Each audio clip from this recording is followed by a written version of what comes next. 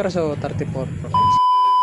Dahil tuyo na yung mga binilad natin pili, tara samahan nyo ako mga idol sa panibagong vlog ko. Ngayong araw nga ibibenta na natin ang mga pili na aking nakuha. So ito pala yung finished product ng aking pili kapag wala na siyang balat. Lagting kung itawag dito sa amin.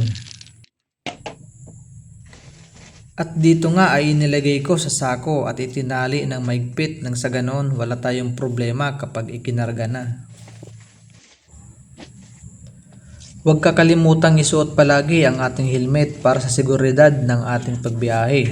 At dito ikinarga ko na sa service kong motor at diretso na nga sa ating pagdadalhan. So andito na nga ako sa Barangay Taysan kung saan ko binibenta ang aking pili. Naitanong pa nga ni ate kung vlogger na daw ako. Kinuha agad ni Barkada ang timbangan. Sa tingin nyo mga idol, ilang kilo kaya? So yun mga idol, umabot ng 34 kilos. Habang binababa yung pili ko, napaisip ako kung magkano na kaya ang bilihan ngayon ng per kilo. Kumukuha na si ate ng ipambabayad at naitanong ko nga kung magkano lahat. 7. So bali 1.7 pala mga idol dahil 50 pesos bawat kilo ng pili. So hanggang dito na lang ulit guys at see you sa next vlog ko.